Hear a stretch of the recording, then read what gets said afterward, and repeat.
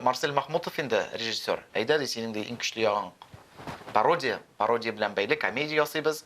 Костюмнар алмашыну күп булырга тиеш анда дип үзем генә булсам да, менә шундый фикер килеп чыкты үзебезнең. Һәм без моны бер каян да алмадык. Әлеге яңалыкны халык төрлечә кабул иткән дип беләм. Салават абыйны инде бик каты көттек иде. Салават абый кирәк иде дә. Гомумән мин юморсыз концерт кабул итә алмыйм. Юмор остасы Максим Галкин үзенең бер әңгәмәсендә бүгенге көндә халыкка тиз ритмлы юмор кирәк дип әйткән. Ничек уйлыйсыз, бу безнең халкыбызга да кагыламы? Юморны язганда так, монда күпме шутка кергән. Язып менәм да ха булырга тиеш. Әйе, ансы бар.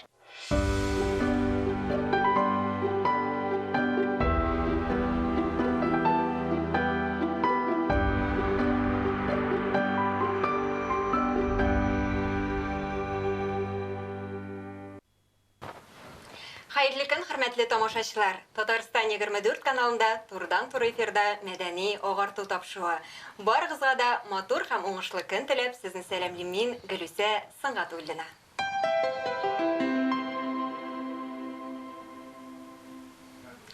Иртәгә 1 апрель көлке көне. Халыкта бу көнне елмаеп каршы алсаң, ел буена елмаеп йөрерсең дигән сүзләр йөри. Ә без көнебезне бүген дә елмаеп үткәребез. Чөнки тапшыруыбызның кунагы Татарстанның ат казанган артисты, юмор остасы, җырчы, биюче Данир Сабиров. Хәерле көн, исәнмесез, Данир? Хуш килдегез. Хәерле көн. Ничек кәефләрегез? Аллага шөкер. Бигә. Көне алдыннан кәеф начар булырга тиеш түгел инде. Әлбәттә. Юмористларның дип әйтик инде. Сезне күрүебезгә без бик шат, без рәхмәт килгәнегез өчен. Хөрмәтле телевизор караучылар, сез дә безнең әңгәмәбезгә кушыла аласыз. Тапшыруыбызның кунагына сорауларыгыз булса, безгә шалтыратыгыз. Студиябыз телефоны 511 99 66. Һәм төбәкләр өчен түләүсез номер 8800 532 55. Шалтыратучылар булмаса, үзебез генә икәү рәхәтләнеп сөйләшербез. Әлбәттә. Данир, бүгенге әңгәмәбез инде безнең әлбәттә татар юморы, аның юнәлеше һәм юмордагы яңалыклар хакында булыр. Әңгәмәбезгә күчкәнче әйдәгез әле бергәләп, сезнең хакта иҗат юлыгыз турында сюжет карап итик. Игътибар экранга. Үземә дә бик кызык карыйк әле. Әйдәгез. Татарстанның атказанган артисты Данир Сабиров Азнакай районында туып үсә. Кечкенәдән үк җырга моңга булган сәләте белән башкалардан аерылып тора. Моның укытучылары да, дус-ишләре күрше-күләндә сизеп ала. Данир җырга гына түгел, бию, спорт, юмор, сүз сәнгатенә дә оста була. Пародияләр күрсәтеп, бар халыкны көлдерә. Булачак артист үзе дә киләчәген сәхнә белән бәйләргә карар кыла. Казан дәүләт мәдәният һәм сәнгать институтына укырга керә. Биредә Салават Фәтхетдиновның эстрада бүлегендә белем алуы Данирны тагын да шомарта, төрле яклап үстерә. Уку барышында ук төрле концертларда катнаша, мәҗлесләрдә алып бара. Беренче кыймак төерле була диләр, ләкин бу гыйбарә гүя Данирга кагылмый. Аның пионерлар Евровидение дип аталган беренче пародияләрен халык әлегәчә хәтерли. Данирның бүгенге тамашалары юкка гына шоу дип аталмый. Татарның традицион концертларынан аермалы буларак, биредә артистның үзе башкаруында биюләр, профессиональ юмор һәм әлбәттә җыр-моң да бар.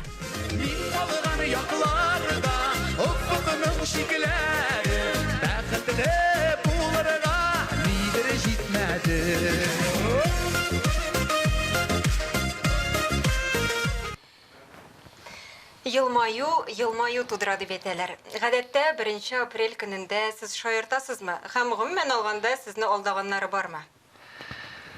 Алдаганнары, менә кинәт сорагач хәтерләп тә бетермим. Тик 1 апрель минем өчен ул теге күбрәк көлке көне түгел, алдау көне дип үземнең эфирда, радиодан алдаганым бар инде, бүтән артист булып шалтыратып сөйләшеп. Ялгышмасам, интернет шилтәрендә дә шундый язмагыз бар иде. Юкмы? Газета белән бәйле. Сез аны узган елны 1 апрельдә чыгарган идегез. Бәлки инде хәзер бөтенсен дә истә тота алмый. Ага, аңлашылды. Моннан 1 ел элек, ялгышмасам 1 апрель көнне сезне яңа тамашагыз дөнья күрде, ул 2 юбилей дип атала. Һәм әйтергә кирәк, бу чыннан да татар сәхнәсе өчен яңа ят әйбер. Сәхнәдә сез 15ләп образ, экран һәм әлеге экранда артистларыбызның видео язмалары. Менә әлеге идея каян килеп туды?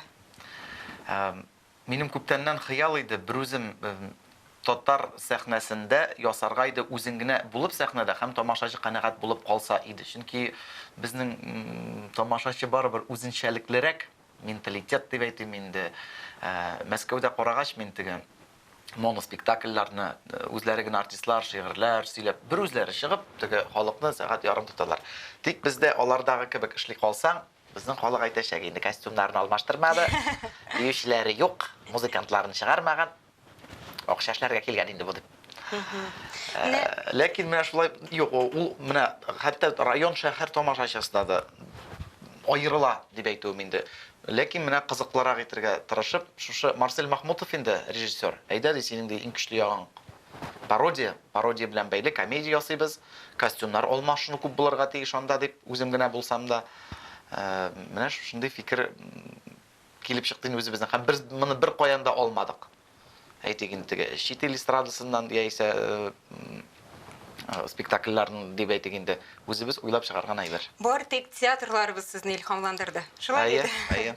Оннан соң менә әлеге яңалыкны халык төрлечә кабул иткән дип беләм. Менә сез дә әйтә үттегез. Гәрчә инде сез премьера алдыннан үзегезнең социаль челтәрләрегезгә дә хат-хат язып чыктыгыз тамашачыларга нәрсә көтәсен. Ничек уйлыйсыз? Ни өчен шундый хәл күзәтелә? Моның сәбәпләре нидә? Ят әйбер, яңалык ул һәрвакыт авыр бирелә инде. Кемдер гадәти булмаган әйбергә инде аптырап карап торучылар да булды инде. Бар инде киресенчә бу супер гениальный дип әйтүчеләр дә. Тик теге артистларыбызга килгәндә инде теге шәхесләребезгә Салават абыйны алыйк, алар инде бик күп хезмәт куйган. Беренчедән хезмәткә игътибар итәләр. Һәм инде икенчедән ничек син җитешәсең шул ук вакытта тегеннән монда чабып, йөгереп җитешеп киенергә. Ул бит нинди формат белән карыйсың бит әле. Кайбер киемнәрегез хәтта 15 секунд эчендә дә алмашынулар, шулай бит? Шул секундына кадәр уйланылган әйбер. Тегәл әйбер. булырга тиеш. Ул спектакльнең икенче исеме Ашыгам. Менә вакытына килгәндә күпме вакыт таләп ителде? Менә бу видео язмаларны әзерләргә? Без 2 елга якын әзерләндек. Съемкалар аннан соң бит әле артистлар да теге без бүген телибез дә алар да бүген төшерә дигән сүз түгел. Әле бүген, әле иртәгә Салават абыйны бик каты көттек иде. Салават абый кирәк иде дә. Шуңа 29 августта төшерәсе әйбер, декабрьдә төшерелде. Төп рольләрнең берсен башкара. Инде үзен үзе уйный. Менә миңа калса, әлеге проект өстендә эшләгәндә бик күп кызыклы хәлләргә дә юлыккансыздыр. Белүемчә, инде монда Хания апабызның оныгы да катнаша. Бу чыннан да шулаймы? Хания апаның оныгыннан сәбитне алам инде мин. Анда бит интерле, гомумән бу сүзен таба алмыйм, кара. Бу шын миңа режиссер әлеге спектакльне язар алдыннан әйткән иде. Иң кыен вакыйгаң тормышыңда, күңелеңдә калган артист тормышында сөйлә дигәч, мин бер көнне 2 мәҗлес алып барганым бар. Һәм ул 2 кешегә дә вәгъдә иткәнемне аңламаганмын да, мин аңламый калдым. Бер көнгә 2, бер туй һәм бер юбилей. Һәм туйда тәнәфес игълан итеп, шабам юбилейга. Әле арасында кайтышлый bir avariyaga da elәктем әле, bir машинаны төрттем ялгыш кына. Һәм ул кыз белән разбираться итеп, менә күңелемдә калды шушы әйбер. Һәм без бит инде менә чыгардык спектакль итеп. Башкачарак комедия итеп инде әлбәттә, ул вакытта бик кызык, көлкеле түгел. Шулай да. Тик менә прототип дип әйтик инде, шушы чын булган хәл инде. Әйтәләр бит, ни генә булмасын, хәерлегә булсын дип. Менә шушы вакыйга да минем хәерлегә булды, без аны спектакль итеп чыгардык. Менә гадәттә бит инде концерт программалары бер сезонлык итеп эшләнә. Менә әлеге моноспектакльнең язмышы нинди булыр? Дәвамы булачакмы? Дәвамы турында белмибез әле. Әлегә инде ул спектакльне без шулай теге режиссер әйтү буенча 1-2-3 елга сузабыз инде. Без аны рәттән куймыйбыз. Менә Казанда тагын сораучылар булса, тагын куябыз. Тагын ул әле бик форманы таләп итә бит инде, үзегез беләсез. Һәр вакыт формада булырга кирәк. Монда әле сез яңа һөнәрләрдә үзләштергәнсез. Футбольный фристайл белән шөгыльләнә башладым, чөнки шулай Марсель Махмутов режиссер әйткән иде, берәр танылган, дөнья күләмендә танылган шәхескә пародия күрсәтергә кирәк дип әйтте. Ну, менә кемне яратасың дигәч, мин Криштиану Роналдуны яратам Бер ди. тавыштан. Ул да әйтә, син үзең шагансың да әзрәк. Кай җирем шагандыр, вообще шамаган беләгән, шагансың да. Шуннан бирле мен туп белән көн сайын урамга чыгып, ул туп белән җыкламадым гына инде. Кайбер тамашачылар килеп, без синең ди футбол уйнаганың булай белмәйдек дип, мин вообще футболчы түгел. Оннан соң бит сезнең менә әлеге тамашадан кала спорт дип исемләнгән концерт программагыз да бар. Менә шушындый яңалыкка кереп киткәннән соң, менә бу концертларны оештыруның кызыгы калдымы сезнең өчен? Әллә инде күңел тагын яңалык таләп итәме? Юк, алар икесе ике төрле әйбер. Концерт үзенчә бер рәхәт инде анда тамашачы белән аралашып, спектакльләргә килгәндә дә хәзер мин башта берничә җыр җырлап алам. Чөнки шуны аңладым, кайбер тамашачыны әзерләргә кирәк барыбер яңалыкка. Элек инде беренче спектакльләрне без Казанда спектакль башланып китә, хәзер бер җыр җырлап, аңлатып, ничек менә гел икенче караш инде аннан тамашачының әзерләргә кирәк. Шуңа күрә мин теге айырып әйтә алмыйм. Ну, шунда гына спектакль авыррак бирелә. Физически дип әйтик, технически да, физически да гел инде. Анда грамм вакыт юк ял итәргә. Су эчәргә генә өлгерәсең. Менә безнең эстрадабызга күз салса, күпчелек пародиялар ул инде әлбәттә Салават абыйга. Гадәттә пародия өчен шәхес сайлаганда сез нәрсәгә игътибар итәсез? Шәхескә? Юк, бәлки аның сезнең белән таныш булуы мөһимме? Әллә инде ниндидер башка якларын карап сайлыйсызмы? Гадәттә бит инде сез әйтик Салават абыйны аласыз, Айдар абыйны. Ну, алар иң аерылып тора торган. Кемнәр шун менә теге үз фикерен әйтә торганнар дип әйтим. Үзенчәлекле алар ничектер. Менә хәзер теге яшьләр арасында андый барыбер теге бәлки алар мин аларга карап үскәнгә якындыр инде алар миңа. Белмим, шуңа Салават абыйны да якыннан беләм, Айдар абыйны да якыннан беләм. Аларның хәтта ниндидер очракта аларның ничек итеп җавап бирерләрен дә мин теге тоям дип әйтим соң инде. Шуңа күрә аларны яратам мин. Аннан соң сез бүгенге көндә безнең күп кенә юмор осталары өчен бәйгеләр үткәреп барасыз. Шул вакытта без сезне Татар КВН лигасында да жюри әгъзасы буларак күрәбез. Менә ОФКка карасак, талантлы яшьләребез бармы? Бар. Аллага шөкер, талантлы яшьләребез бар, ләкин иң борчылдырган якларның берсе инде ул сезгә дә таныш әйбер дип саныйм инде, ул тел. Кызганычка каршы менә КВНны да карыйсың.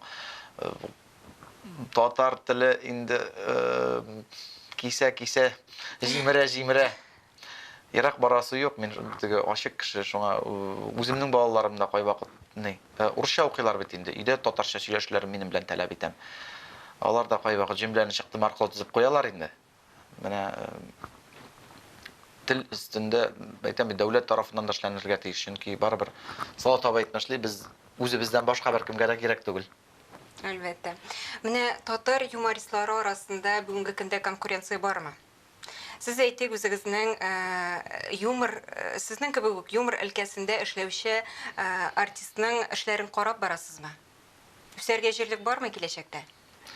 Мин татарны Мунча ташына йөрергә гомумән мин юморсыз концерт кабул итә алмыйм. Миңа кирәк көләргә. Шуңа күрә спектакльләргә барганда да Камалга, Әйсә Тинчуринга мин күбрәк тырышам. Төрлесен карыйм инде, ләкин комедия булса инде аеруча теләп барам инде. Татарда юмористларга килгәндә бүгенге көндә инде шул юморның атасы дим инде, мин Мунча ташы элегелектән килгән һәм ничек дип әйтим, аларның күбрәк инде бытовой юмор. Тормыштагы хәлләрне сөйләп, начальникларны, законнардан көлү. Кайберәүләр әйтә инде, бик түбән юмор мәсәлән дип, минем өчен миңа ошый, күңелемә, Аллага шөкер. Булай инде урыс юмористларын карарга яратам.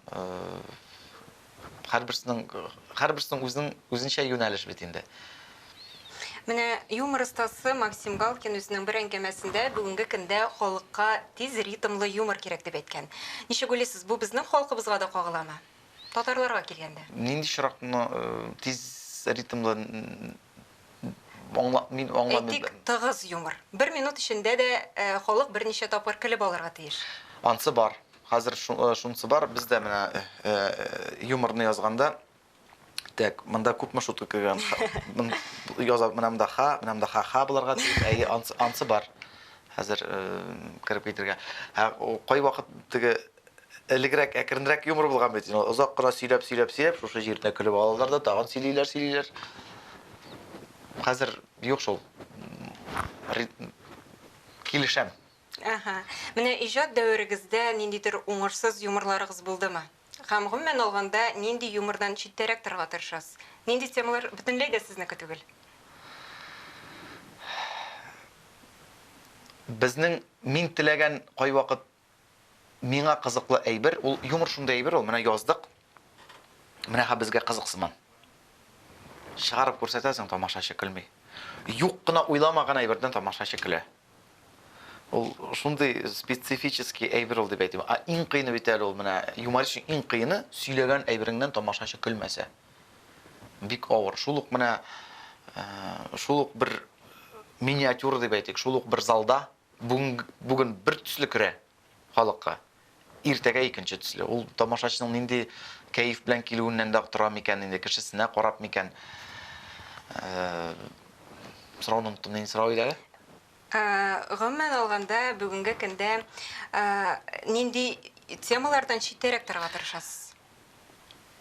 Юморга килгәндә читтәрәк ул милләт, дин, сәясәт. Бик кагылмаска тырышам, аннан соң башлана. Данир безгә шалтырату бар дип әйтәләр, әйдәгез кабул итеп алыйк. Хәерле көн, исәнмесез, тыңлыйбыз сезне. Исәнмесез, хәерле көннәр. Минем Данирга шундый соравым бар иде. Данир, сез тормышта да шундый шат күңелле кеше микән, шаян һәр вакытта да шундый шок микән дип сорамакчы идем. Бик зур рәхмәт шалтыратуыгызга, саубуллашабыз. Менә алып барышы кыз айтсын, нинди мин әле генә тормышта эфиргә хәтлек сөйләштек бит инде аралаштык. Чыннан да бик шат күңелле, юморга һәр даим тартылып тора.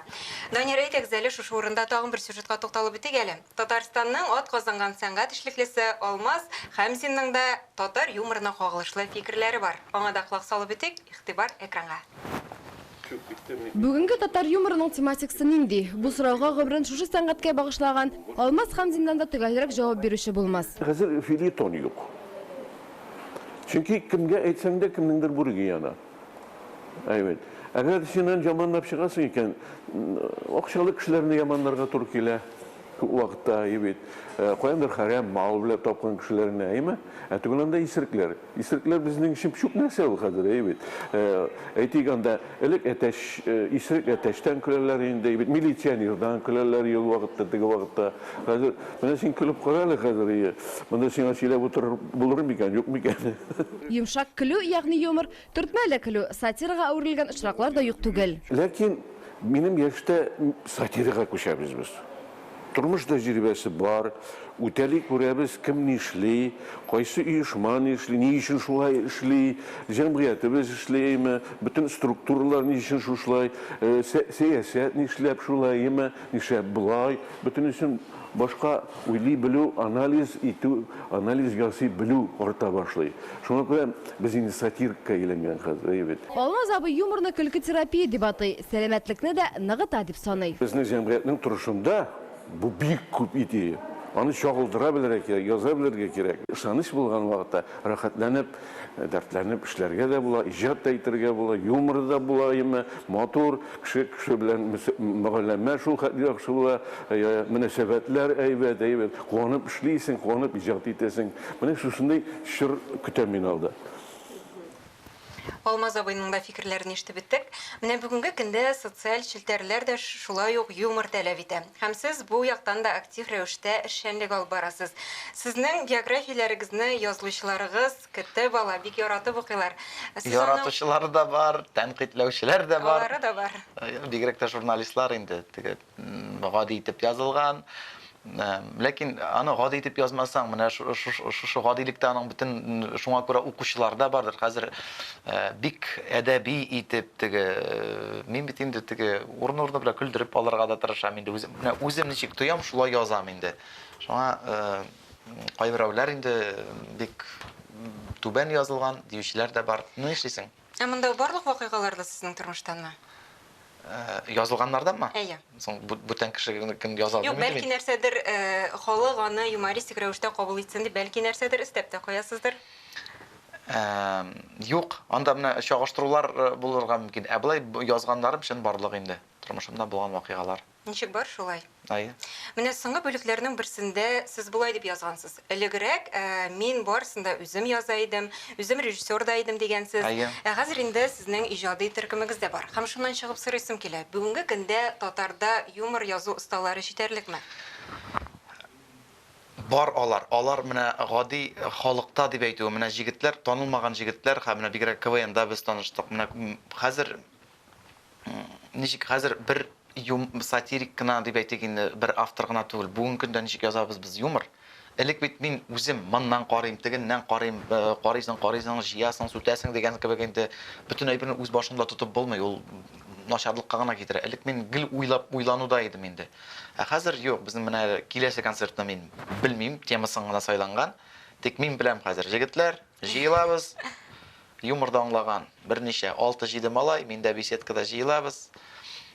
Бер-ике көн бер-беребезгә карашып чыгарга мөмкин, бер әйбер дә тумый. Аннан соң китә, шалт яза башлыйсың инде. Аннан соң туктап булмыйдыр. Әйе, төрлечә була. Шуңа күрә ул да шулай ук инде. Илһамына күрә инде. Әлфиясе белән җитәкләшеп килсә китә. Данир, менә ни кызганыч, инде безнең тапшырыбыз үзенең ахырына да якынлашып килә. Сезгә барлык эшләрегездә дә зурдан-зур уңышлар телибез. Тамашачыларыбызга әйтер сүзләрегез булса, рәхим итеп җиткерә аласыз. Барлык тамашачыларыма, мине аңлаган, минем белән бер дулкында булган тамашачыларыма зур рәхмәтләремне җиткерәсем килә. Көлеп яшик, көлү инде ул тормышны озын айта дигәндәй. Һәм шул көлү көне тиздән иртәгә. Тик онытмагыз, аннан соң ураза, артыгын көлеп җибәрмәгез. Һәрберсе үз вакытында булырга тиеш. Уңышлар. Бик зур рәхмәт сезгә, сау булашабыз. Туфан ага Миңнуллин булай дип язган: "Елмаю ул көлү түгел. Елмайганда күңел елмая, ә көлгәндә авыз гына көлә." Тормышыбызда безнең кәефләребезне күтәрүче мизгелләр күп булсын иде. Һәр көне без елмаюдан торсын. Сезнең белән Гөлүсә Сыңгатуллина булды. Сау булыгыз. Киләсе очрашуларга кадәр.